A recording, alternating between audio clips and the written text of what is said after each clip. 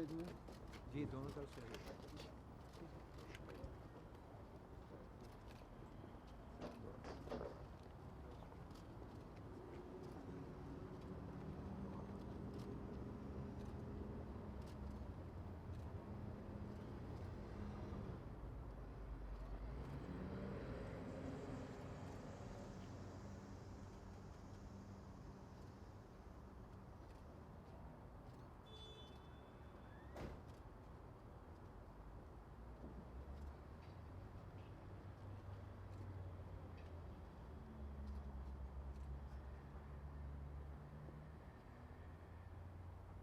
आमीन।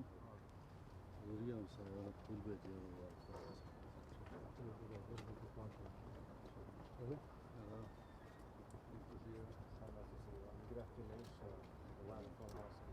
Thank you very much.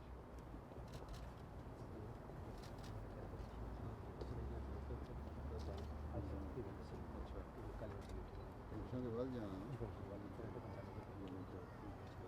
ठीक है। See you all, okay?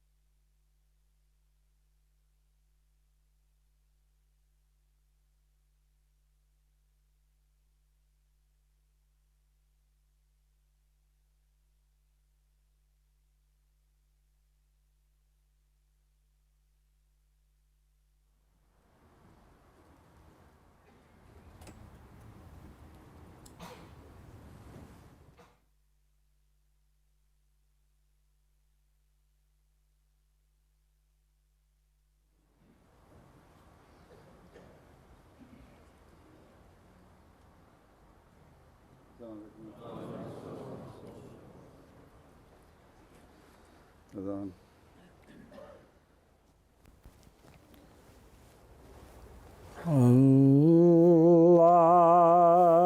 अल्लाहु अकबर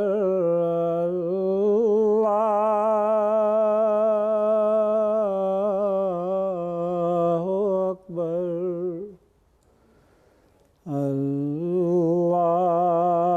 अल्लाहु अकबर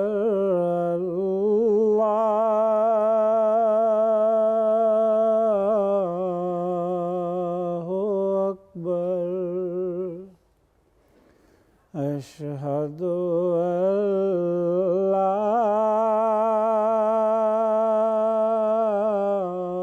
इलाहा इल्लल्लाह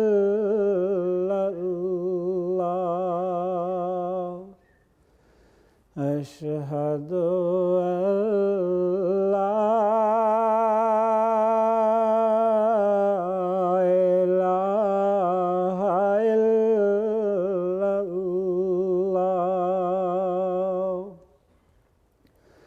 अशहदु अन्ना मुहम्मदर रसूलुल्लाह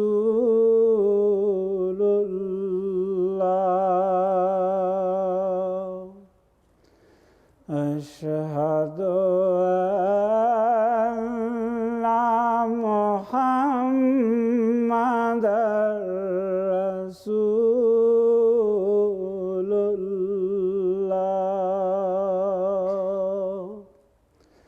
hayya ala salah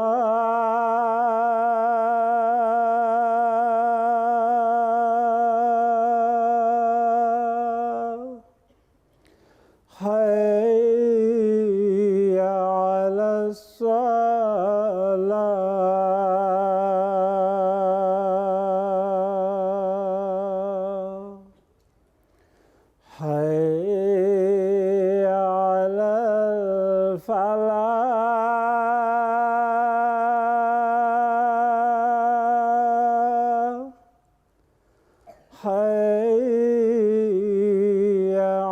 الفلاح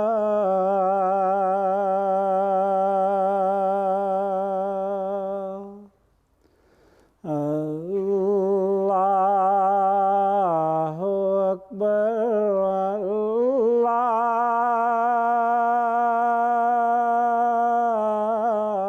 الله أكبر لا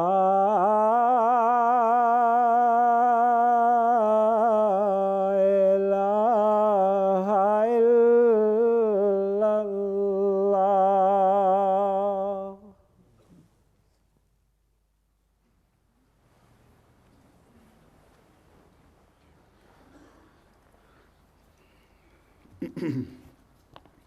अस्सलाम वालेकुम रहमतुल्लाह।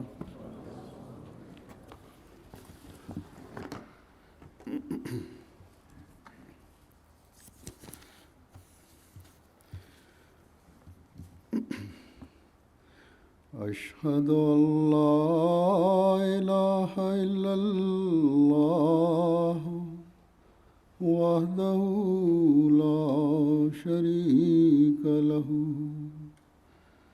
وأشهد أن محمدا عبده ورسوله أما بعد فأعوذ بالله من الشيطان الرجيم بسم الله الرحمن الرحيم الحمد لله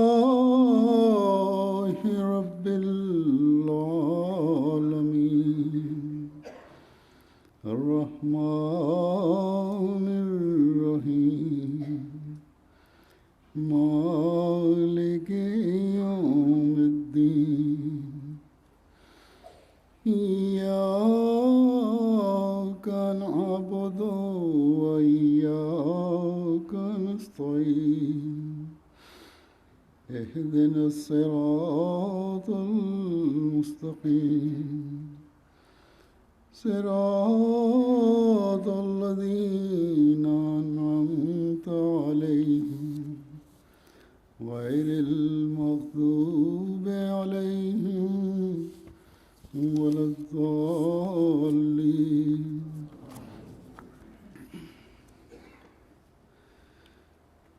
إنما يعمر مساجد الله من آمن بالله واليوم الآخر وأقام الصلاة وآتى الزكاة ولم يخشى إلا الله فعسى أولئك أن يكونوا من المهتدين.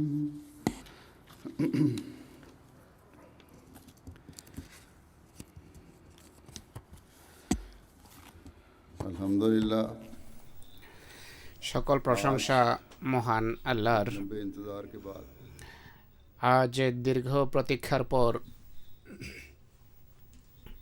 আহমদিয়া মুসলিম জামাত নরওয়ে নিজেদের এই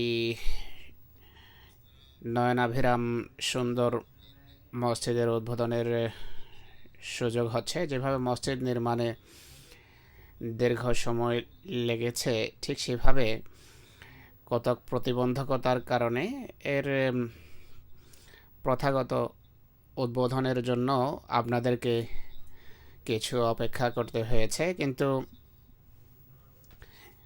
এই প্রথাগত উদ্বোধন শুধু মানুষের সামনে, এই দুনিয়াবাসীর সামনে কৃতজ্ঞতার একটা বাহ্যিক বহিঃপ্রকাশ, নতুবা মসজিদ উদ্বোধনের সাথে এই প্রথাগত উদ্বোধনের এমন কোনো সম্পর্ক নেই যা ছাড়া কেউ বলবে যে মসজিদ অসম্পূর্ণ থেকে গেছে।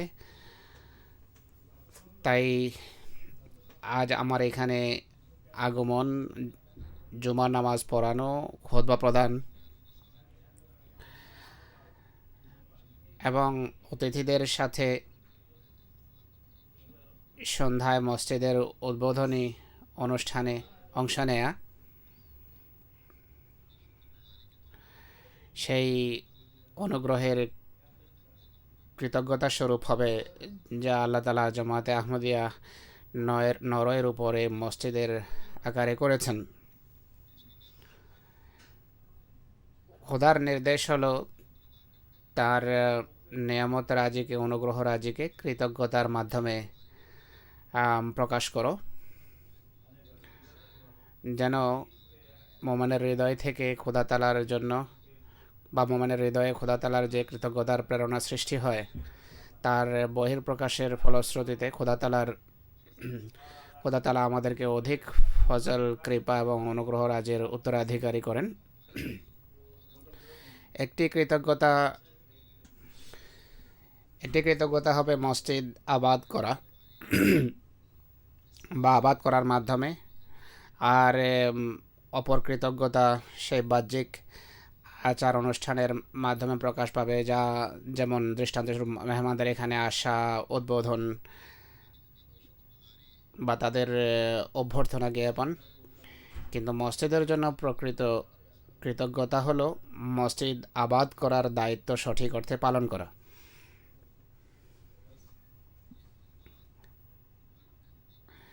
তাই এই গুরুত্বপূর্ণ কথা প্রত্যেক আহমদীকে সবসময় দৃষ্টিগোচর রাখতে হবে।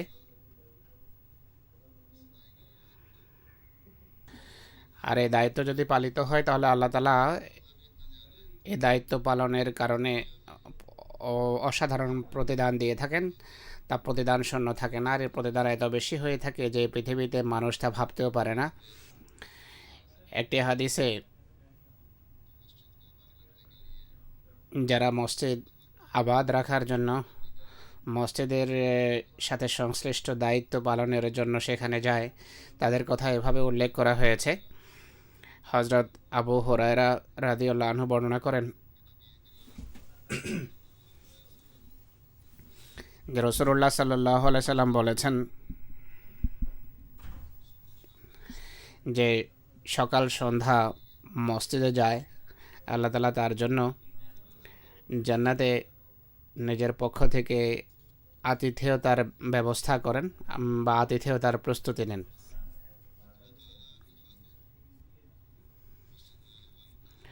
সুতরাং আল্লাহ তাআলার সন্তুষ্টির জন্য যারা মসজিদে আসে তাদের জন্য জান্নাতে আতিথেয়তার ব্যবস্থা হচ্ছে। দৈনিক 5 বেলা এই আতিথেয়তার প্রস্তুতি হয় বা ব্যবস্থা হয়। যারা 40, 50 বা 60 বছর জীবিত থাকে এবং নামাজ পড়ে, মানুষ হয়তো আরও দীর্ঘ জীবন পেয়ে থাকে, কিন্তু যারা নামাজ পড়ে এতদিন, এমন ব্যক্তির জন্য আল্লাহ তাআলা কতটা প্রস্তুতি নিয়ে রাখবেন এমন ব্যক্তির আতিথেয়তার জন্য, তা একটু চিন্তা করুন।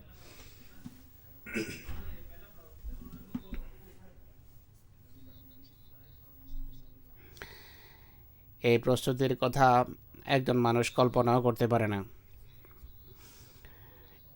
এই পৃথিবীতে যখন আমাদের কোনো প্রিয়জন আসে, কোনো অতিথি আসে, তার আসার সংবাদ শুনতে আমরা প্রস্তুতি নিয়ে আরম্ভ করি। আর মেহমানের সাথে সম্পর্ক এবং ভালোবাসার অনুপাতে আমরা আতিথেয়তার সর্বাত্মক প্রস্তুতি নিয়ে থাকি। আমাদের কাছে উপকরণের যতটুকু সম্পর্ক আছে তা বড় সীমিত, কিন্তু খোদা তাআলা যার উপায় এবং উপকরণ অসীম, যার রহমত এবং দয়া ও অনন্ত, যার আতিথেয়তারও কোনো সীমা নেই, তিনি চিন্তা করুন কীভাবে তার ইবাদতকারী বান্দার আতিথেয়তার ব্যবস্থা করবেন। আর এই বিষয়টি মানুষের চিন্তার বাহিরে, মানবীয় চিন্তার ঊর্ধ্বে।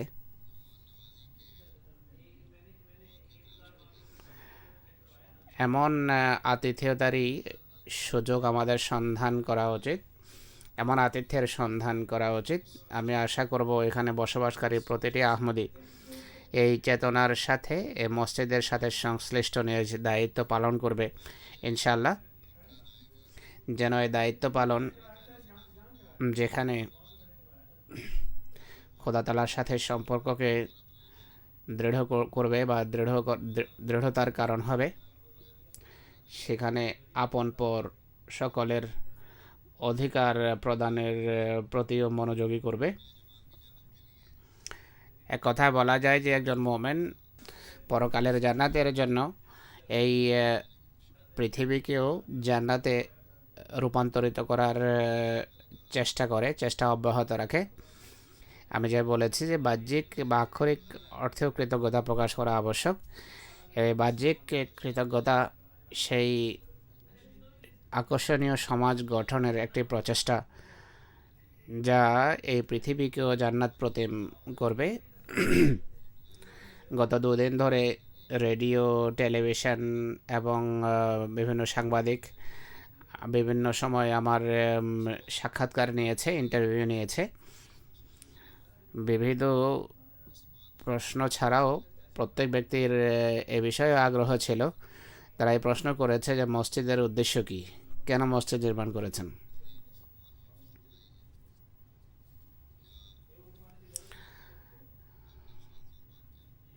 এখানে কি হবে, আপনার অনুভূতি কেমন, এই ধরনের প্রশ্ন আমাকে করেছে। আমার উত্তর ছিল শান্ত পরিবেশ গড়ে তোলা আর পরস্পরের জন্য ভালোবাসার আবেগে সমৃদ্ধ হয়ে এই পৃথিবীকে জান্নাতের মতো করা, জান্নাত প্রতিম করা, এক আল্লাহর ইবাদতের পাশাপাশি ইসলামের আকর্ষণীয় শিক্ষা, সুন্দর শিক্ষার ব্যবহারিক প্রতিফলন ঘটিয়ে পৃথিবীকে প্রেম, প্রীতি, শান্তি এবং নিরাপত্তার কেন্দ্রস্থলে পরিণত করা, এটি হলো মসজিদের উদ্দেশ্য। অতএব মসজিদের নির্মাণের পর এই পরিবেশে, এই শহরে এবং এই দেশে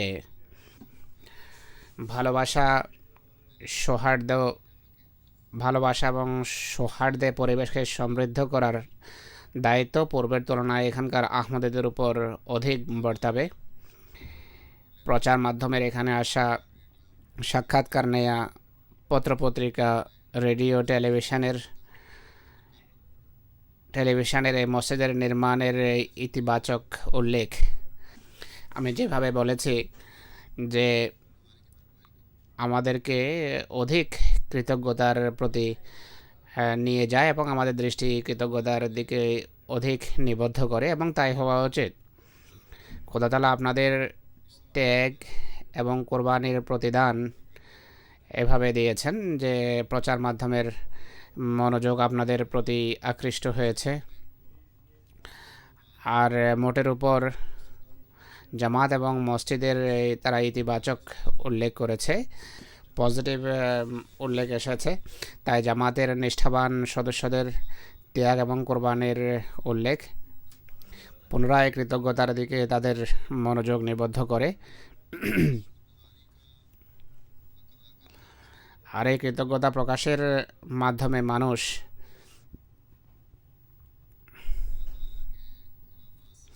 খোদা তাআলার বর্ধিত নেয়ামত ভাজন হয়।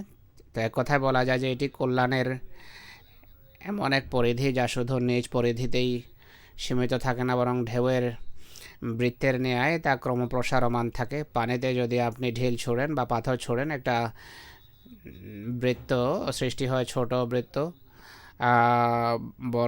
আরও বড় বৃত্তে রূপান্তরিত হয়, এরপর তা ক্রমশ প্রসারিত হতে থাকে। কিন্তু এই বৃত্তের আরেকটি সৌন্দর্য হলো এই বৃত্ত যখন শেষ পর্যায়ে পৌঁছে সেখানেই তা শেষ হয় না, বরং মানুষ সারা জীবন যদি নেকি করে তাহলে সেই বৃত্ত ক্রমশ প্রসারিত হতে থাকে। আর মানুষের জীবনের অবসানের পর খোদা তাআলা এই বৃত্তকে আরও বিস্তৃত করে যান বা করতে থাকেন।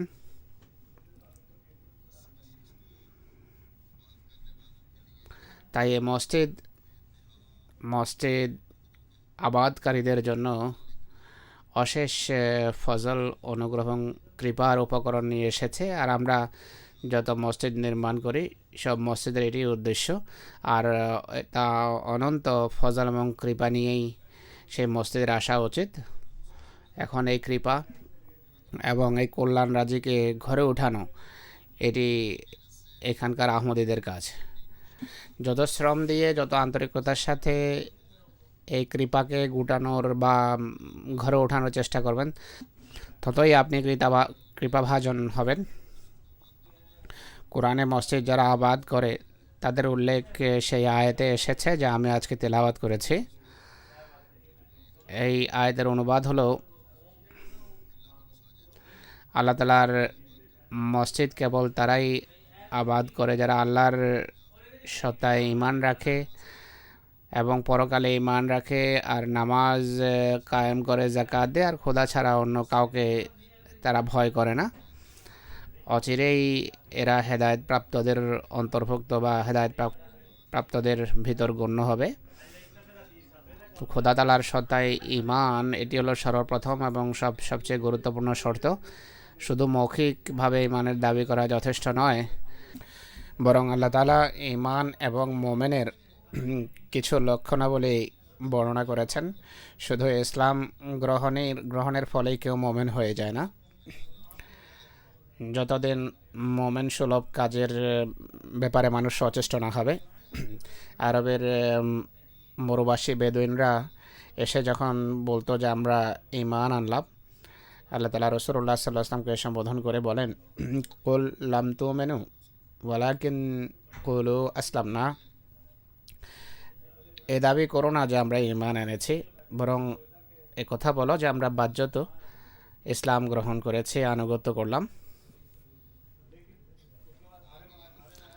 আর ঈমানের যে লক্ষণ বর্ণনা করেছেন তা হলো, তোমরা আল্লাহ এবং রসুলের প্রকৃত অর্থে আনুগত্য করো। আজ অমুসলিমরা আমাদেরকে আক্রমণ করতে গিয়ে বলে যে তোমরা মুসলমান নও, অথচ আমরা তো তারা যারা আল্লাহ এবং রসুল সাল্লাল্লাহু আলাইহি ওয়াসাল্লামের আনুগত্য করতে গিয়ে যুগ ইমামকে মেনেছি।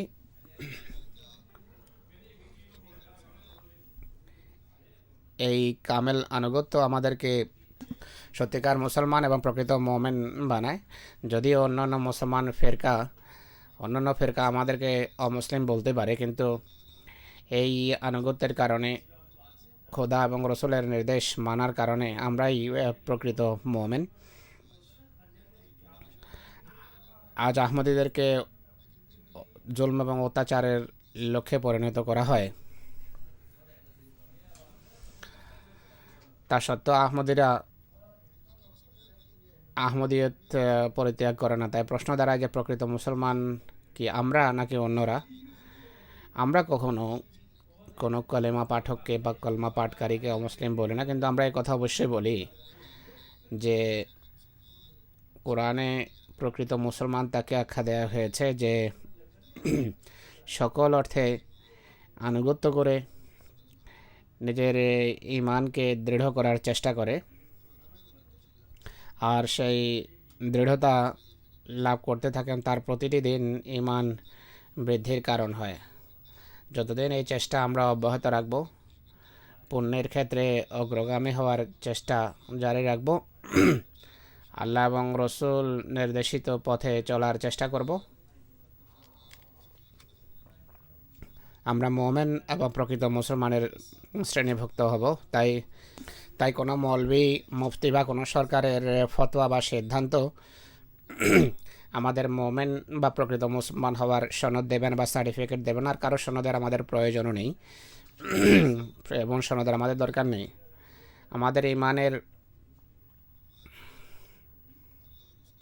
আমাদের ঈমানে মোহর খচিত করবে আল্লাহ এবং রসুলের নির্দেশ পালনের চেষ্টা। আমরা যত বেশি চেষ্টা করবে, ততই আমাদের ঈমানে এর সত্যায়ন খচিত হবে। এ কারণে হযরত মুসলিম ইসলাম বলেছেন যে একজন প্রকৃত মুসলমানের আমল বা কাজ যা তাকে নেয়ামতের উত্তরাধিকারী করবে, তা শুধু দুই একটি বা কয়েকটি নেক কর্মের ফলে নয়, বরং সকল নেক কর্ম বা সৎকর্ম করার প্রতি যদি মনোযোগ নিবদ্ধ হয় তাহলে মানুষ প্রকৃত মোমেন আখ্যায়িত হতে পারে। তাই শুধু এতটুকুতে সন্তুষ্ট হলে চলবে না বা আনন্দিত হলে চলবে না যে আমরা যুগের ইমাম এবং মসিহে মউদকে মান্য করেছি। এতে সন্দেহ নেই যে অন্য মুসলমানের তুলনায় আল্লাহ এবং রসুলের আনুগত্যের ক্ষেত্রে আমরা অগ্রগামী রয়েছি আল্লাহ তাআলার ফজলে। কিন্তু এই জীবন এক অব্যাহত চেষ্টার নাম আর খোদার সন্তুষ্টি অর্জন এবং ইমানে উন্নতির ক্ষেত্রে এক অব্যাহত সংগ্রামের নাম। আর এটি জীবনের উদ্দেশ্য আল্লাহ তাআলা আখ্যা দিয়েছেন যে ইবাদত করো আর ইবাদতের ক্ষেত্রে এগিয়ে যাও। তাই মোমেন কোনো একটা নির্দিষ্ট স্থানে স্থবির থাকতে পারে না। আল্লাহ তাআলা মোমেনের যে বিশেষত্ব উল্লেখ করেছেন তার কতক আমি আপনাদের সামনে উপস্থাপন করব। আল্লাহ তাআলা বলেন, একজন মোমেনের সবচেয়ে বড় পরিচয় হলো আসাদ্দু হুব্বাল্লিল্লাহ, সে সবচেয়ে বেশি ভালোবাসে আল্লাহ তাআলাকে।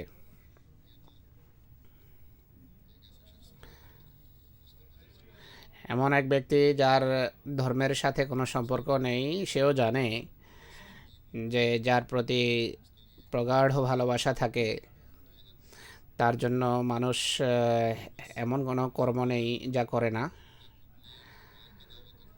অতএব এক মুসলমান যে ইমানদার হওয়ার দাবি করে তার খোদার জন্য তার ভালোবাসা সকল ভালোবাসার তুলনায় গভীর এবং প্রগাঢ় হওয়া উচিত। তাহলে এই দুনিয়ার ধন সম্পদ, এই দুনিয়ার চাকচিক্য এবং ব্যস্ততা, সন্তান সন্ততি, স্ত্রী, বংশ গরিমা সব খোদার সাথে সম্পর্কের মোকাবেলায় তুচ্ছ হয়ে যায়। আর তাই হওয়া উচিত।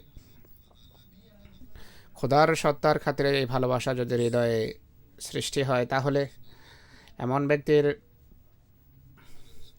ইবাদত হবে বিশুদ্ধ এবং একনিষ্ঠ।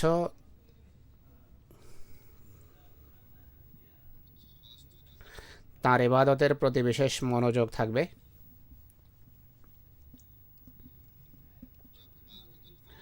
আর ইবাদতের প্রতি যদি বিশেষ মনোযোগ নিবদ্ধ হয় তাহলে ইনশাআল্লাহ আপনাদের এই মসজিদ, এই কেন্দ্র, নামাজের কেন্দ্র এবং ভবিষ্যতে নির্মিতব্য প্রতিটি মসজিদ আবাদ হবে এবং প্রকৃত নেকি আখ্যায়িত হবে। আমাদের হৃদয়ে যদি খোদার প্রতি ভালোবাসা থাকে, হৃদয় থেকে যদি খোদার ভালোবাসা প্রকাশিত হয় তাহলে আমাদের সন্তান সন্ততিও এর ফলে এর প্রভাব গ্রহণ করবে। অনেকেই সন্তান সন্ততির জন্য দোয়ার চিঠি লিখে থাকে, তাদের জন্য উত্তর হলো যে আমাদেরকে আদর্শ হতে হবে। এই সন্তান যদি এই ইতিবাচক প্রভাব গ্রহণ করে তাহলে বংশ পরম্পরায় ইনশাআল্লাহ খোদার ভালোবাসা প্রকাশ পাবে এবং মসজিদ আবাদ হতে থাকবে।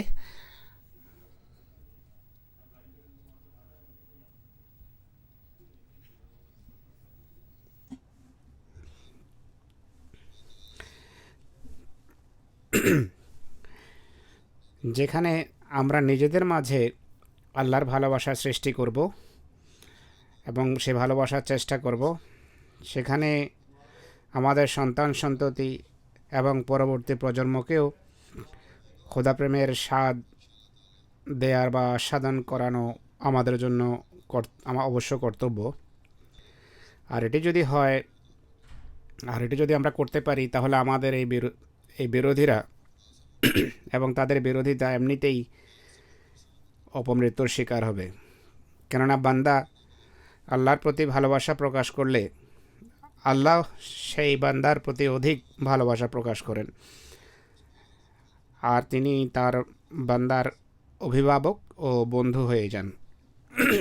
খোদা তাআলা যখন কারো অভিভাবক হন তখন এসব সাময়িক বিরোধিতা তার কোনো ক্ষতি সাধন করতে পারে না। তাই কয়েকজন বখাটে বা নাটের গরুদের উস্কানিতে কতক অল্প বয়স্ক যুবক পাথর ছুঁড়ে মসজিদের কাচ ভাঙে অথবা ময়লা আবর্জনা ফেলে যায়।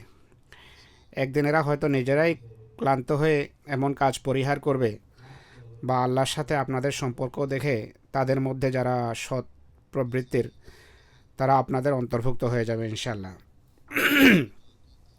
কাজে যেভাবে আমি বলেছি, এই মসজিদ নির্মাণেই শেষ কথা নয়, বরং এরপর নিজেদের অবস্থাকে খতিয়ে দেখতে হবে, আত্মবিশ্লেষণের ধারা অব্যাহত রাখতে হবে, নিজের খোদার সাথে ভালোবাসার মান যাচাই করতে হবে। খোদা তাআলার সাথে সম্পর্ক এই জন্য প্রকাশ করা প্রয়োজন যেন জগৎবাসী বুঝতে পারে, জানতে পারে যে খোদা তাআলার ভালোবাসা অর্জনের লক্ষ্যে যারা ত্যাগ স্বীকার করে তারা কখনো ব্যর্থ হয় না। তাই পাথর নিক্ষেপ করা বা আবর্জনা ফেলার ছোটোখাটো ঘটনা অথবা নারাবাজি খোদা প্রেমীদের অগ্রগতি কখনো ঠেকাতে পারেনি এবং পারবে না। কাজে মসজিদ যারা আবাদ করে তাদের প্রথম লক্ষণ হলো তারা খোদার সাথে সম্পর্ক স্থাপন করে এবং ঈমান ও বিশ্বাসে তারা সমৃদ্ধ হয়। তারপর আল্লাহ তাআলা মোমেনের আরেকটি লক্ষণ উল্লেখ করেন। আল্লাহ তাআলা বলেন যে যখন তাদেরকে আল্লাহ ও তাঁর রসুল মুহাম্মদ সাল্লাল্লাহু আলাইহি ওয়াসাল্লামের দিকে ডাকা হয় তারা বলে সামা'না ওয়া আতা'না, অর্থাৎ আমরা শুনলাম ও মানলাম।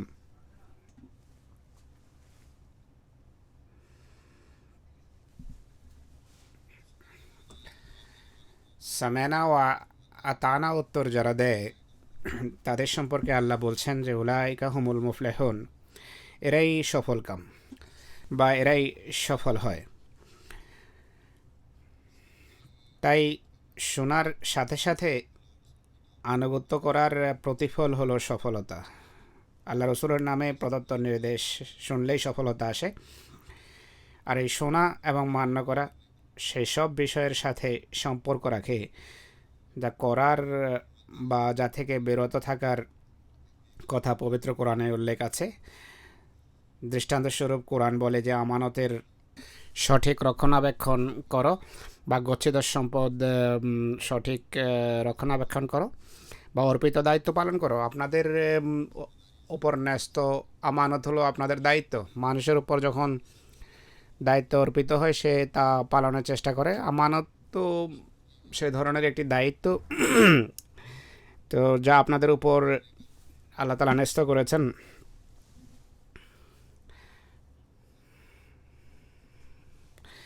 যেই দায়িত্ব পালনের আপনাদের নির্দেশ দেয়া হয়েছে, যারা ওহদাদার বা কর্মকর্তা, যদি কর্মকর্তা হয়ে থাকে তাহলে জামাতকে সময় দেয়া এবং ন্যায়সঙ্গতভাবে কর্তব্য পালন এবং জামাতের সদস্যদের অধিকার প্রদানের সঠিক চেষ্টা করা, এইসবই আমানত। একজন ওহদাদার বা জামাতের পদাধিকারী কোনো জাগতিক কর্মকর্তা নন যে তিনি নিজ ক্ষমতা বলে কাজ আদায় করবেন, বরং হাদিসে আছে যে তিনি একজন খাদেম, জাতির নেতা, মূলত জাতির সেবক হয়ে থাকে। অতএব এই সেবার প্রেরণায় সমৃদ্ধ হতে হবে, তাহলেই যে কাজ বা আমানত আপনার স্কন্ধে অর্পণ করা হয়েছে আপনি তা বহন করতে সক্ষম হবেন। অনেকে আমার কাছে এসে যখন বলে যে আমি এই পদে অধিষ্ঠিত আছি, তখন আমি প্রায় সময় তাদেরকে বলি যে এই কথা বলো যে আমার প্রতি দায়িত্ব অর্পিত হয়েছে। অন্যরা কর্মকর্তা বা ওহদাদার বলতে পারে, কিন্তু মানুষের নিজের উচিত নিজেকে সেবক মনে করা। এটি খোদার বিশেষ অনুগ্রহ যে তিনি আপনাকে সেবা দানের সুযোগ দিয়েছেন। আসলে পদ বললে, যদি বলে যে আমাকে এই পদ দেয়া হয়েছে, তাহলে চিন্তাধারার বিকৃতি ঘটে, এক প্রকার অহংকার বা দম্ভ মাথায় অনুপ্রবেশ করে, অফিসার ভাব মাথায় জাগে তখন। অথচ জামাতের যে ওহদাদার বা পদাধিকারী বা কর্মকর্তা সত্যিকার অর্থে জামাতের সেবক ছাড়া কিছু নয়। আর কর্মকর্তা যদি নিজ দায়িত্ব পালন করে তাহলেই খেলাফত এবং যুগ খলিফার প্রকৃত সাহায্যকারী হতে পারে। অন্যদিকে ওহদাদার বা কর্মকর্তাদের সম্মান করা জামাতের সদস্যদের জন্য আবশ্যক। আর তারা শুধু এই জন্য করে এটি যে খেলাফতের সাথে জামাতের সদস্যদের বা সভ্যদের সম্পর্ক রয়েছে। জামাতের কোনো কর্মকর্তার বা ওহদাদারের আদেশ অমান্য করে তারা খলিফাতুল মসিহকে অসন্তুষ্ট করতে চায় না। তাই সকল স্তরের কর্মকর্তার যথাযথভাবে নিজের দায়িত্ব পালনের চেষ্টা করা উচিত। প্রত্যেক ওহদাদার বা কর্মকর্তার চালচলন, ওঠা বসা এবং ইবাদতের মান অন্যদের তুলনায় ভিন্ন হওয়া উচিত। একটা স্পষ্ট পার্থক্য থাকা উচিত অন্যদের তুলনায়। লাজনার ওহদাদার বা কর্মকর্তাদেরকে নিন, তাদের জন্য কোরআনের নির্দেশাবলীর একটি হলো পর্দার বিষয়ে সচেতন হওয়া। অন্যথায় তারা ন্যস্ত আমানত বা গচ্ছিত আমানতের সংরক্ষণ করছেন না বলে গণ্য হবেন। অন্য অন্য আদেশ তো আছেই, তবে পুরুষের চেয়ে মহিলাদের জন্য একটি বর্ধিত নির্দেশ হলো পর্দা। নরওয়ে সম্পর্কে বিভিন্ন সময় আমার কাছে পর্দার ব্যাপারে অভিযোগ আসে। হযরত খলিফাতুল মসিহ সালেস রহমুল্লাহ একবার তাদেরকে কঠোরভাবে সতর্ক করেছিলেন। অনুরূপভাবে হযরত খলিফাতুল মসিহ রাবে রহমুল্লাহ তাদেরকে বোঝা দেন। কিন্তু আপনারা যারা কর্মকর্তা, এখনও যদি আপনাদের পর্দার মান সঠিক না হয়, নারী পুরুষের মেলামেশা অবাধ হয়, আর কোনোরূপ আত্মীয়তার সম্পর্ক না থাকা সত্ত্বেও এই অজুহাতে পরস্পরের ঘরে স্বাধীনভাবে যাতায়াত করা এবং আড্ডা দেয়া যে অমুক আমার তথাকথিত ভাই, চাচা বা মামা, তাই পর্দার কোনো প্রয়োজন নেই,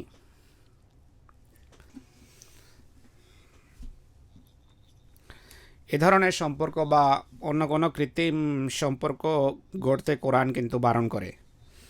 আর কোরআন একজন মোমেন নারীকে তাকিদপূর্ণ নির্দেশ দেয় যে তোমাদের জন্য পর্দা এবং হিজাব করা আবশ্যক। লজ্জা বা লজ্জাশীলতা হলো তোমাদের ভূষণ। তাই লাজনার সকল স্তরের কর্মকর্তা, হালকার কর্মকর্তা হোক বা শহরের বা কেন্দ্রীয় কর্মকর্তা হোক, যদি কর্মকর্তারা সঠিকভাবে পর্দা করেন এবং নিজেদের চালচলন ইসলামী শিক্ষাসম্মত করেন, তাহলে একটি বড় অংশ বা বিরাট শ্রেণী তাদের অন্যদের জন্য এবং নিজেদের সন্তান সন্ততির জন্য নমুনা হতে পারে এবং নিজেদের সমাজের জন্য আদর্শ হতে পারেন। একজন লাজনার কর্মকর্তার দায়িত্ব তখনই পালন হবে যখন সে অন্যান্য বিষয়াদের পাশাপাশি পর্দার দায়িত্ব পালন করবে। অনেকের পর্দার অবস্থা মোলাকাতের সময় আমার সামনে কিন্তু স্পষ্ট হয়ে যায়। তাদের নেকাব দেখে বোঝা যায় যে দীর্ঘদিন পর তা বের করা হয়েছে, যা পড়তেও তাদের অসুবিধা হচ্ছে। তাই ওহদাদার এবং একজন সাধারণ আহমদী নারী উভয়ের জন্য স্ব আমানতের সংরক্ষণ বা ন্যস্ত দায়িত্ব পালন আবশ্যক। নিজেদেরকে আধুনিক মনে করে এমন কিছু মানুষ আজকাল বলে বসেন যে এখন আর পর্দার কোনো প্রয়োজন নেই, হেজাবের দরকার নেই, এটি সেকেলে ব্যাপার। কিন্তু আমি স্পষ্ট করে বলতে চাই যে পবিত্র কোরআনের কোনো নির্দেশেই সেকেলে নয়। এটি বিশেষ কোনো যুগ বা বিশেষ কোনো লোকদের জন্য নয় বা বিশেষ কোনো লোকদের মাঝে সীমাবদ্ধ ছিল না। আহমদী নারী এবং পুরুষরা খেলাফতের সাথে গভীর ভালোবাসার কথা ব্যক্ত করেন। আর কোরআনে যেখানে আল্লাহ তাআলা খেলাফতের ধারা বহমান থাকার উল্লেখ করেছেন, সেখানে একে ইবাদত এবং সৎকর্মশীলতার সাথে শর্ত সাপেক্ষও করেছেন। অর্থাৎ এই শর্তে খেলাফতের ধারা অব্যাহত থাকবে। সূরা নূরে যেখানে এই আয়াত আছে, আয়াত ইস্তিখলাফ, তার 2 আয়াত পূর্বে আল্লাহ তাআলা বলেন যে এই দাবি করো না যে আমরা হ্যান করব, ত্যান করব, এটি করব, সেটি করব, বরং আল্লাহ তাআলা বলছেন যে তাআতুম মারুফা, অর্থাৎ তোমরা পরিপূর্ণ আনুগত্য প্রকাশ করো, এমন আনুগত্য করো যা সর্বজন বিদিত। আর পবিত্র কোরআন ও মহানবী সাল্লাল্লাহু আলাইহি ওয়াসাল্লামের নির্দেশের অধীনে যা তোমাকে বলা হয় এমন সকল বিষয়ের আনুগত্য করো আর অনুরূপ বা সেই মোতাবেক এতাআত করো। পবিত্র কোরআন এবং মহানবী ইসলামের নির্দেশাবলী যখনই উপস্থাপন করা হয় সাথে সাথে তা পালন করো। এ ব্যাপারে আমি অনেকবার স্পষ্ট করে বলেছি বিষয়। যেখানে পুরুষের পাশাপাশি মহিলাদের নিজেদের ইবাদতের মান উন্নত করা উচিত, ইমানের ক্ষেত্রে উন্নতির চেষ্টা করা উচিত, সেখানে মহিলাদের যে বিশেষ নির্দেশ দেওয়া হয় তাও মেনে চলা উচিত। এখানে আমি এই কথাও স্পষ্ট করে দিতে চাই যে পর্দা করা বা নিজেদেরকে ঢেকে রাখার নির্দেশ যদিও মহিলাদের দেওয়া হয়েছে, কিন্তু দৃষ্টি সংযত রাখা এবং অবাধ মেলামেশা থেকে মুক্ত থাকার নির্দেশ নারী পুরুষ উভয়ের ক্ষেত্রে প্রযোজ্য। বরং দৃষ্টি সংযত রাখার নির্দেশ প্রথমে পুরুষকে দেয়া হয়েছে, যেন পুরুষরা লাগামহীনভাবে যেখানে সেখানে তাকিয়ে না বেড়ায়। এরপর ভোটাধিকারের সঠিক প্রয়োগ ও আমানতের অন্তর্ভুক্ত, এটি যে ক্ষেত্রেই প্রযোজ্য হোক না কেন। এছাড়া এই যুগে হজরত মসিহ মউদের হাতে বয়াতের যে অঙ্গীকার তাও যথাযথভাবে পালন করতে হবে, এটি অনুধাবন করা আবশ্যক। আল্লাহ তাআলা অত্যন্ত স্পষ্ট করে বলেছেন যে যার উপর যে আমানতের দায়িত্ব ন্যস্ত হয়েছে বা যার কাছে যে আমানত গচ্ছিত আছে সেই সম্পর্কে সে জিজ্ঞাসিত হবে। এরপর আল্লাহ তাআলা ভালো কাজে অহংকার পরিহার ও বিনয়ী হওয়ার প্রতিও মনোযোগ আকৃষ্ট করেছেন। আমাদের সমাজে বেশিরভাগ সমস্যা এবং ঝগড়া বিবাদ অহংকার এবং বড়াইয়ের কারণে সৃষ্টি হয়। যদি মানুষ তার নিজের আসল অবস্থার প্রতি দৃষ্টি দিত তাহলে সবসময় তার বিনয়ী ভাব প্রকাশ পেত, আর মানুষ নিজেই এটি সবচেয়ে ভালোভাবে যাচাই করতে পারে। কেননা অন্যরা বললে অনেক সময় রাগ ধরে আর মানুষ খেপেও যায়, কিন্তু মানুষ যদি আত্মপর্যালোচনা করার অভ্যাস করে তাহলে এটি সবচেয়ে ভালো পন্থা। আর এই পর্যালোচনা করতে হবে সততার সাথে, কোরআনের আদেশ নিষেধকে সামনে রেখে। যদি খোদাভীতি থাকে যা প্রত্যেক আহমদের ভিতর রয়েছে, তাহলে শুধুমাত্র বিবেককে জাগ্রত করলেই এই পর্যালোচনা সহজে করা যায়। তাই পবিত্র কোরআন পড়ার সময় আল্লাহ তাআলার নির্দেশাবলীর প্রতি গভীরভাবে মনোযোগ নিবদ্ধ করা আবশ্যক। এই অভ্যাস গড়ে তুলতে হবে। আজ এই অল্প সময়ে আমার পক্ষে সকল আদেশ নিষেধের খুঁটিনাটি আপনাদের সামনে উপস্থাপন করা সম্ভব নয়। আমি যেভাবে বলেছি প্রত্যেকের উচিত আত্মবিশ্লেষণ করা, আর এটি কেবল তখনই সম্ভব যখন প্রত্যেক বাড়িতে নিয়মিত কোরআন তেলাওয়াত হবে, তা বোঝার চেষ্টা করা হবে, আর এর শিক্ষা বাস্তবায়নের চেষ্টা থাকবে। সন্তান সন্ততির তদারকি থাকবে যে তারা নিয়মিত নামাজের প্রতি মনোযোগ দিচ্ছে কিনা, কোরআন পাঠের প্রতি মনোযোগ দিচ্ছে কিনা। তো প্রত্যেক আহমদি যে ঈমান আনার দাবি রাখে বা দাবি করে তাকে স্মরণ রাখতে হবে যে ঈমান আনার দাবি বা এই দাবি তখনই সঠিক প্রমাণিত হবে যদি পরকালের বিশ্বাস থাকে, আর যদি এই বিশ্বাস থাকে যে মৃত্যুর পরেও একটি জীবন আছে যেখানে এই পৃথিবীতে কৃত প্রতিটি কর্মের হিসাব দিতে হবে, আর যেখানে চূড়ান্ত মীমাংসা হবে, চূড়ান্ত ফয়সলা হবে, যেখানে শাস্তি আর পুরস্কারের সিদ্ধান্ত হবে। অতএব আল্লাহ তাআলা মসজিদ আবাদকারীদের এই বৈশিষ্ট্য উল্লেখ করেছেন যে তারা পরকালেও বিশ্বাস রাখে আর মৃত্যু পরবর্তী জীবন এবং সেখানে শাস্তি আর পুরস্কারকেও তারা সত্য এবং অমোঘ জ্ঞান করে। আর সত্য মনে করার সুবাদে মসজিদে এসে ইবাদতের দায়িত্ব পালনেরও চেষ্টা করে, আর এর পাশাপাশি আল্লাহ তাআলার অন্যান্য আদেশ নিষেধও মেনে চলার ব্যাপারে সচেষ্ট থাকে যেন ঐশিক কল্যাণরাজি এবং পুরস্কারের উত্তরাধিকারী হয়।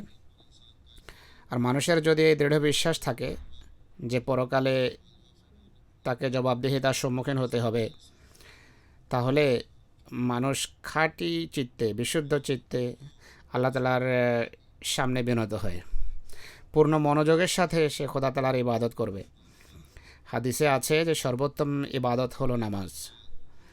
মোমেনের জামাত বা বিশ্বাসীদের জামাত যখন নামাজের জন্য একত্রিত বা সমবেত হয়, তখন তাদের মাধ্যমে যেখানে খোদা তাআলার এক ও অদ্বিতীয় হওয়া ঘোষিত হয়, সেখানে পরস্পরের মঙ্গল কামনা, জামাতের সাথে সংশ্লিষ্টতা এবং ঐক্য ও সংহতির প্রকাশ এবং বহিঃপ্রকাশও ঘটে।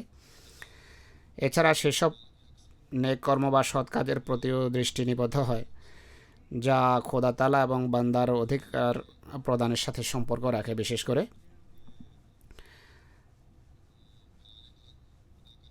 আল্লাহ তাআলার পেগাম বা বাণী প্রচারের দায়িত্ব পালন এবং সৃষ্টির অধিকার প্রদানের জন্য যেহেতু সবসময় উপায় উপকরণেরও প্রয়োজন হয়, তাই মসজিদ যারা আবাদকারী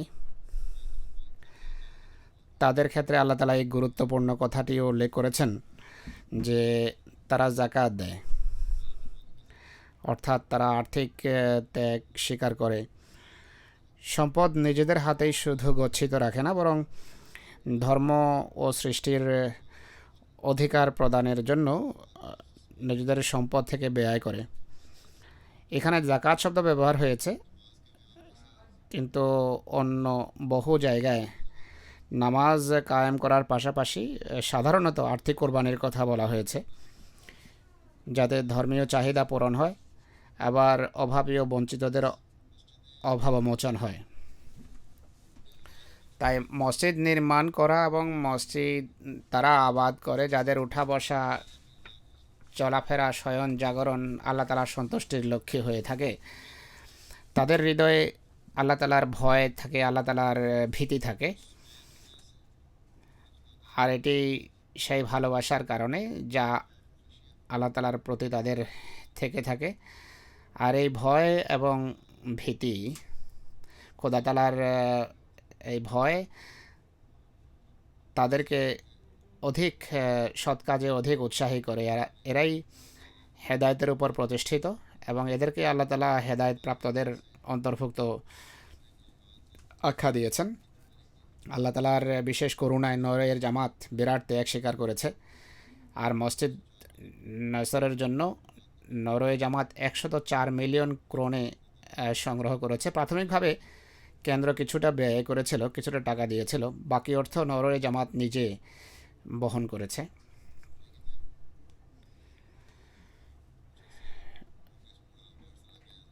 আমি যেভাবে প্রথমে উল্লেখ করেছি যে এতে দীর্ঘ সময় লেগে গেছে, কারণ পূর্বে এদিকে মনোযোগ কম ছিল। কিন্তু 2005 সালে আমি যখন এদিকে জামাতের মনোযোগ আকর্ষণ করি, সাথে সাথে তাদের মনোযোগ এদিকে বৃদ্ধি পায়। তখন কেউ তার বাড়ি বিক্রি করে ওয়াদা পূর্ণ করলো আর আমাকে লিখেছে যে আমি বাড়ি বিক্রি করছি এবং আমার ওয়াদা পূর্ণ করছি। কেউ নিজের গাড়ি বিক্রির টাকা মসজিদের খাতে দিয়ে দেয়। আবার কেউ আল্লাহ তাআলার ঘর নির্মাণের জন্য অতিরিক্ত কাজ করেছে, যেন যত বেশি সম্ভব এ খাতে চাঁদা দিতে পারে। আল্লাহ তাআলার অনুগ্রহে জামাতের নারীরাও আর্থিক ত্যাগ স্বীকার করেছেন। এমনও অনেকে আছেন যারা তাদের কোনো ব্যবসা বাণিজ্য বন্ধ হওয়া সত্ত্বেও ওয়াদা পূর্ণ করেছেন। আল্লাহ তাআলা সকল কোরবানিকারীর ধন সম্পদ ও জনবলে প্রভূত কল্যাণ দান করুন। বর্তমান অর্থনৈতিক মন্দার কারণে তাদের ব্যবসা বাণিজ্য কিছুটা ক্ষতির সম্মুখীন। তাদের ব্যবসা লাভজনক হোক, এই দোয়াই করি। আমি আশা করব এইসব কোরবানি এবং ত্যাগ এই মনোভাবের সাথে করা হচ্ছে যে আমরা মসজিদ আবাদ করব, আর সেভাবে আবাদ করব যেভাবে আল্লাহ তাআলা বলেছেন। নিজেদের ঈমানকে শক্তিশালী করার চেষ্টা করে নিজেদের ভেতর খোদাভীতি সৃষ্টি করে মানুষের অধিকার প্রদানের চেতনায় সমৃদ্ধ হয়ে আমলে সালে বা সৎকর্মের সঠিক মান অর্জন করে এবং নিজেদের সন্তান সন্ততি ও বংশধরদের মাঝেও মসজিদ এবং আল্লাহ তাআলার প্রতি ভালোবাসা সৃষ্টি করার মাধ্যমে। অনুরূপভাবে এই যুগে আল্লাহ তাআলা আমাদের প্রতি অনুগ্রহ করে হজরত মুহাম্মদ সাল্লাল্লাহু আলাইহি ওয়াসাল্লামের যে নিষ্ঠাবান প্রেমিককে পাঠিয়েছেন, তার হাত শক্তিশালী করে তার মিশনকে এগিয়ে নেওয়ার পূর্ণ চেষ্টা করে এই বাণী যথাযথভাবে পৌঁছানোর সর্বাত্মক চেষ্টার মাধ্যমে এবং তবলিগের কাজে মনোযোগী হওয়ার মাধ্যমে। তাই যেভাবে আমি পূর্বেই বলেছি, এই মসজিদ আমাদের উপরে অনেক বড় দায়িত্বভার অর্পণ করছে। মসজিদ নির্মাণ করে আমরা বিশাল দায়িত্বভার নিজেদের কাঁধে তুলে নিয়েছি, কিন্তু এই দায়িত্ব যদি আমরা পালন করতে না পারি তাহলে খোদা তাআলার কৃপা দৃষ্টি থেকে আমরা বঞ্চিত হব বা বঞ্চিত হতে হবে। এমনটি যেন কখনো না হয়, আল্লাহর কাছে আমার এই দোয়াই থাকবে। অতএব যেখানে এটি একান্ত আনন্দের বিষয় যে নরওয়েতে প্রথম আহমদিয়া মসজিদ নির্মিত হয়েছে, সেখানে চিন্তার বিষয় বটে। এটি প্রত্যেক আহমদি এই চেতনাকে সামনে রেখে নিজ দায়িত্ব কর্তব্য বলে পালন করবেন। খোদা তাআলার কাছে এই দোয়াই আমি করি। বিশাল অঙ্ক ব্যয়ে মসজিদ নির্মাণ করা হয়েছে, একে সুন্দর এবং সুশোভিত করা হয়েছে। কেউ লক্ষ লক্ষ ক্রোনে খরচ করে কার্পেট বিছিয়ে দিয়েছেন, কেউ আবার লক্ষ ক্রোনে খরচ করে আসবাবপত্র বানিয়ে দিয়েছেন। পুরো মসজিদ কমপ্লেক্সের জন্য আসবাবপত্র সরবরাহ করেছেন।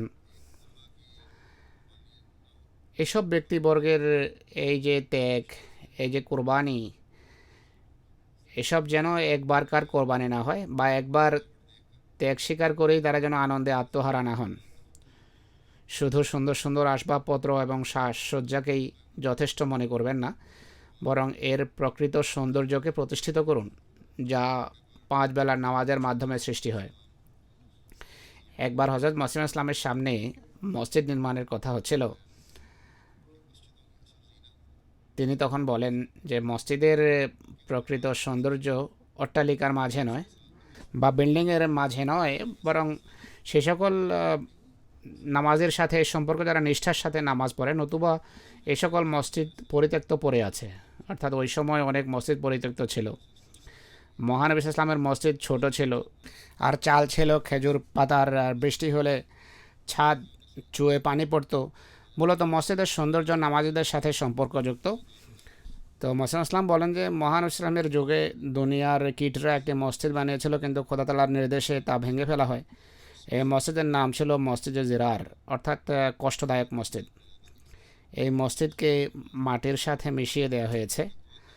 মসজিদ সম্পর্কে শিক্ষা হলো তাকওয়ার লক্ষ্যে যেন তা নির্মিত হয়। সুতরাং এই তাকওয়াই বা এই খোদা ভীতিই আমাদের নিজেদের মাঝে সৃষ্টি করতে হবে। আর এই প্রত্যাশাই হযরত মসিহ ইসলাম বারবার ব্যক্ত করেছেন। তিনি ইসলাম বলেন যে পবিত্র কোরআন খোদা ভীতিরই শিক্ষা দেয়, আর এটি এর আসল উদ্দেশ্য। অর্থাৎ এটি কোরআনের মূল উদ্দেশ্য। যদি মানুষ তাকওয়া অবলম্বন না করে তাহলে তার নামাজও বৃথা, বরং তা দোজখের চাবিকাঠি হতে পারে। তিনি বলেন যদি তাকওয়া না থাকে তাহলে নামাজও অর্থহীন, বরং সেই সকল নামাজ দোজখের দিকে নিয়ে যাওয়ার কারণ হবে। মসিহ মাউদ আলাইহিস সালাম আরও বলেন যে সব কিছুর মূল হলো তাকওয়া ও পবিত্রতা। এর মাধ্যমে ঈমানের সূচনা হয়, আর এর দ্বারাই এতে পানি সিঞ্চন হয়। অর্থাৎ তাকওয়ার মাধ্যমে ঈমান লাভ হয় এবং তাকওয়ার মাধ্যমেই ঈমান বৃদ্ধি পায়। যেভাবে পানি দেওয়ার মাধ্যমে একটা চারা গাছ দৃঢ় হয়, শক্তিশালী হয়, অনুরূপভাবে তাকওয়াও ঈমানকে দৃঢ় করে এবং প্রবৃত্তির অবাধ্য প্রবণতা এর ফলে প্রশমিত হয়। খোদা তাআলা এই জামাতকে তাকওয়ার জন্য সৃষ্টি করেছেন, কেননা তাকওয়ার ময়দান একেবারেই শূন্য। তিনি আরও বলেন যে যে তাকওয়া বা খোদাভীতি অবলম্বন করে বা এর ভিত্তিতে যে জীবনযাপন করে সে আমাদের সাথে আছে। এই জন্য সবসময় আমাদেরকে এটি দৃষ্টিপটে রাখা উচিত যে বয়াতের অঙ্গীকার রক্ষা করে আমাদের সেই নামাজ পড়তে হবে, সেই নামাজ আদায় করার চেষ্টা করতে হবে যা তাকওয়াতে প্রতিষ্ঠিত থেকে পড়া হয়। আজ হযরত মসিহ মাউদের সাথে সংশ্লিষ্ট থেকে একমাত্র আহমদিরাই এই তত্ত্বজ্ঞান বা অন্তর্দৃষ্টি লাভ করতে পারে। তাই বয়াতের দাবি করার পরও যদি আমরা তাকওয়ার শূন্য ময়দানকে পূর্ণ করার চেষ্টা না করি তাহলে হজরত মসিহ মউদের জামাতভুক্ত হওয়ার যে উদ্দেশ্য তা অর্জন করতে পারবো না। যেমন কিনা মসিহ মউদ নিজেই বলেছেন যে তাকওয়া সৃষ্টির জন্যই এই জামাত প্রতিষ্ঠিত হয়েছে। আল্লাহ তাআলা প্রত্যেক আহমদীকে এই গুরুদায়িত্ব অনুধাবনের তৌফিক দিন। এই সকল দেশ যা শিরকের কেন্দ্রস্থল, এখানে যদি আমরা তাকওয়া অবলম্বন করে নিজেদের দায়িত্ব পালন না করি, বয়াতের যে প্রকৃত উদ্দেশ্য সেটি যদি অনুধাবন না করি, তাহলে খোদা তাআলার দৃষ্টিতে আমরা ধরা পড়ার বা ধৃত হওয়ার যোগ্য হব। খোদা তাআলা আমাদের প্রতি কৃপা এবং করুণা করুন, আর আমাদেরকে তার সেই সমস্ত বান্দাদের অন্তর্ভুক্ত করুন যাদের প্রতি তার স্নেহ দৃষ্টি থাকে। এখানে আমি মসজিদ নাসর সংক্রান্ত বা মসজিদের নির্মাণ কাজ সম্পূর্ণ হওয়া সংক্রান্ত কিছু পরিসংখ্যান তুলে ধরব। মোট জমির আয়তন হলো ৯,৫৬৩ বর্গমিটার, আর মসজিদের যে প্লট অর্থাৎ নামাজের জায়গা তার আয়তন হচ্ছে ৭,৭৫৯ বর্গমিটার। পুরুষদের জন্য নির্ধারিত নামাজের যে স্থান আছে তার আয়তন হলো ৮৮০ বর্গমিটার।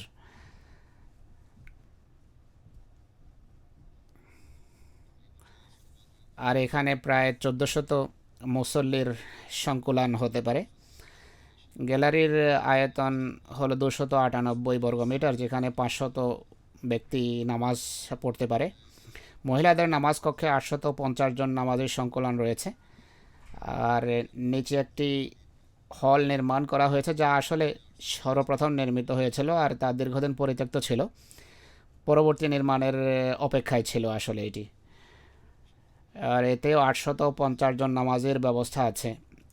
একইভাবে মিশন হাউসে মিশনারির একটি বাসগৃহ আছে। এতে মাশাআল্লাহ ৩টি শয়ন কক্ষ রয়েছে, বৈঠকখানা আছে, সমস্ত ঘর সাজানো গোছানো আছে। অনুরূপভাবে মসজিদ বাইতুন নাসরের বিস্তারিত বিবরণ হলো সর্বসাকুল্যে এতে ২,২৫০ মুসল্লি একযোগে নামাজ পড়তে পারেন।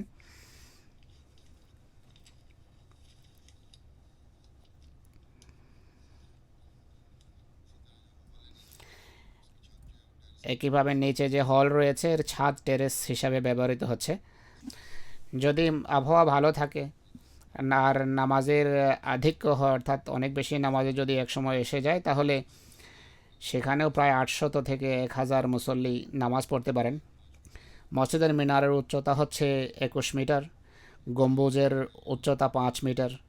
এখানে একটি লাইব্রেরিও আছে, কেন্দ্রীয় অঙ্গ সংগঠনের অফিস রয়েছে। অনুরূপভাবে মসজিদে লাজনার বা মহিলাদের নির্ধারিত অংশে তাদের জন্য একটি পৃথক পাঠাগার আছে, অফিসও রয়েছে। মাশাআল্লাহ অনেক বড় এবং এক প্রশস্ত পাকশালা আছে।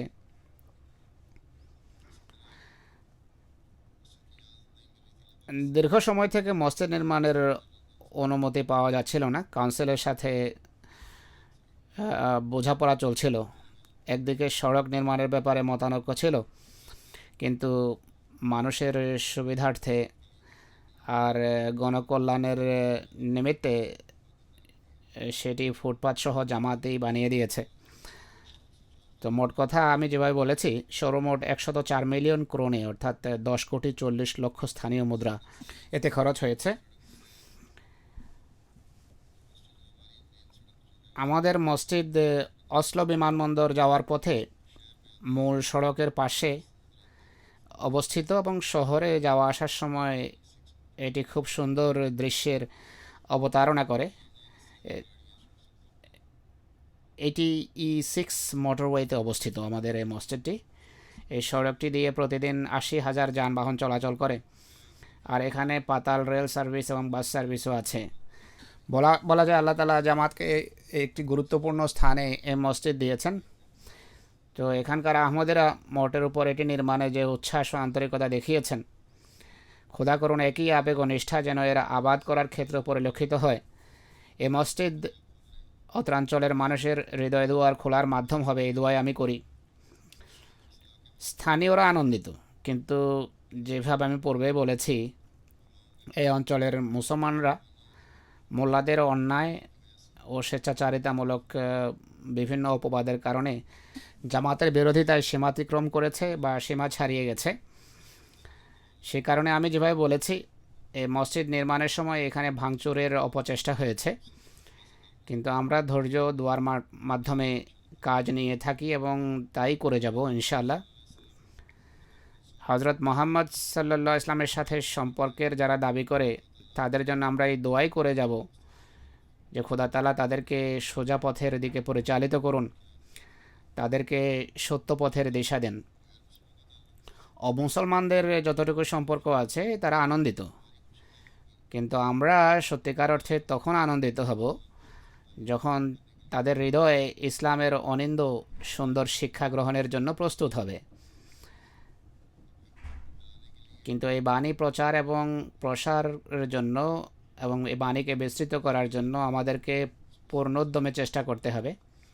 জগৎবাসীকে জানাতে হবে, যেভাবে মসিহ মউদ বলেছেন যে স্থানে ইসলাম সম্বন্ধে মানুষের ধারণা নেই সেখানে একটি মসজিদ বানিয়ে দাও, তোমাদের পরিচিতি আপনা আপনি ছড়িয়ে পড়বে। তো আল্লাহ তাআলার অপার কৃপায় এই মসজিদ প্রমাণ করছে যে এদেশে আহমদীয়তের পরিচিতি বাড়ছে। এদেশের মানুষকে আমাদের বলতে হবে যে মসজিদ সেই স্থান, সেই জায়গা যেখানে এক অদ্বিতীয় খোদার উপাসনা করা হয়, আর আল্লাহর খাঁটি এবং প্রকৃত ইবাদতকারী উপাসনাকারী কোনো সময় তার সৃষ্টির অমঙ্গল কামনা করতে পারে না। তাই এই মসজিদ সহ আমাদের সকল মসজিদ সবসময় সর্বদা শান্তি, প্রেম, প্রীতি ও ভালোবাসার ধ্বনি প্রতিধ্বনিত করবে ইনশাআল্লাহ। এই মসজিদ নির্মাণের উদ্দেশ্য সাধন করে আমরা যেন তাকওয়া, খোদাভীতি এবং আধ্যাত্মিকতার ক্ষেত্রে উন্নতি সাধন করতে পারি, হৃদয়ে খোদার ভালোবাসা সৃষ্টি করে আত্মিক প্রশান্তি লাভ করতে পারি। আল্লাহর কাছে এটি আমার দোয়া থাকবে। আর আমাদের সকলেই প্রেম, সৌহার্দ্য, ভ্রাতৃত্ববোধের ক্ষেত্রে যেন আদর্শ স্থানীয় হতে পারি। হজরত মসিহ ইসলাম এক জায়গায় বলেন যে তোমরা পরস্পরকে যে পরিমাণ ভালোবাসবে আল্লাহ তাআলাও ঠিক সেই অনুপাতেই তোমাদের ভালোবাসবেন। আমি দোয়া করব আমরা যেন পরস্পরের ভালোবাসার ক্ষেত্রে ক্রমশ উন্নতি করতে পারি, কেননা যতদিন আমরা পারস্পরিক সৌহার্দ্য, ভালোবাসার উচ্চমান অর্জন না করব ততদিন অন্যদের কাছেও ভালোবাসার সঠিক শিক্ষা পৌঁছাতে পারবো না। আল্লাহ তাআলা আমাদেরকে সেই তৌফিক দান করুন। এরপর একটি শোক সংবাদও রয়েছে। জুমার নামাজের পর আমি একটি গায়েবানা জানাজা পড়াবো। এটি করাচির জনাব হামিদ আহমদ বাট সাহেবের ছেলে সফির আহমদ বাট সাহেবের নামাজে জানাজা গায়েব। ইনি সিন্ধুর অধিবাসী ছিলেন। 1972 সনে জন্মগ্রহণ করেন। সেখানে তিনি উচ্চ মাধ্যমিক বা ইন্টারমিডিয়েট পর্যন্ত পড়াশোনা করেন। জনাব হামিদ আহমদ বাট সাহেবের পিতা হাফেজ আব্দুল ওয়াহিদ সাহেব হজরত খলিফাতুল মসিহ সানি রাদিয়াল্লাহু আনহুর নিরাপত্তা প্রহরী এবং ওয়াকফে জিন্দেগি ছিলেন।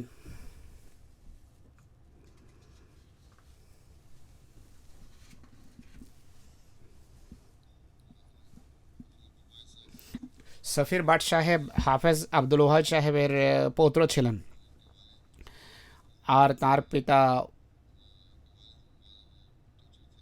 শিক্ষক ছিলেন। হামিদ আহমদ বাট সাহেব বশিরাবাদে তালিমুল ইসলাম স্কুলের শিক্ষক ছিলেন। 25শে সেপ্টেম্বর অজ্ঞাত পরিচয়ে বন্দুকধারীরা জনাব সফির আহমদ বাট সাহেবকে লক্ষ্য করে গুলি ছুড়ে, যার ফলশ্রুতিতে তিনি মৃত্যুবরণ করেন। ইন্না লিল্লাহি ওয়া ইন্না ইলাইহি রাজিউন। তিনি পুলিশের সাব ইন্সপেক্টর ছিলেন, এসআই ছিলেন।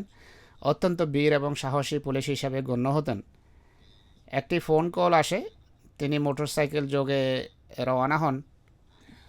পথিমধ্যে তাকে লক্ষ্য করে গুলি ছোড়া হয়। দীর্ঘদিন থেকে তাকে পুলিশের স্পেশাল ডিউটিতে সন্ত্রাস দমন এবং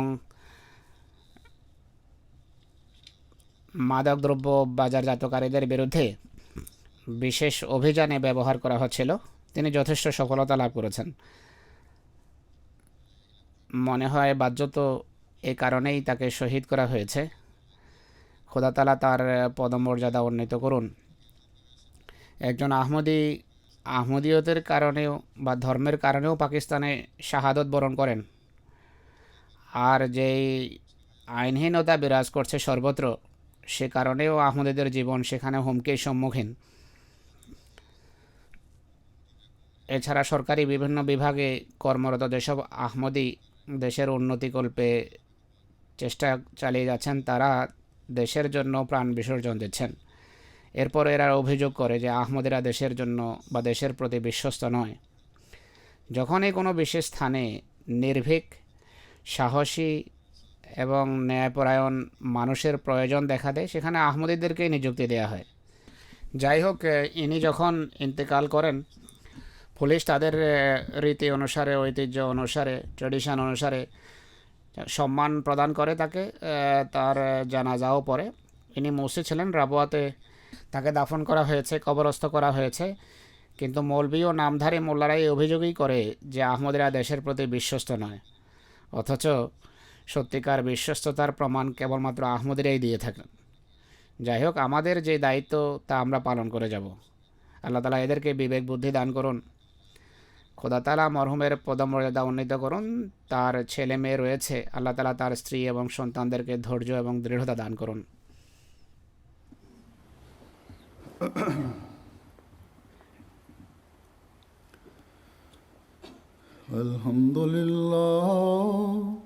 আলহামদুলিল্লাহ নাহমাদুহু ওয়া নাস্তাঈনুহু ওয়া নাস্তাগফিরুহু ওয়া নু'মিনু বিহি ওয়া নাতাওয়াক্কালু আলাইহি ওয়া নাউযু বিল্লাহি মিন শুরুরি আনফুসিনা ওয়া মিন সাইয়্যাতি আ'মালিনা।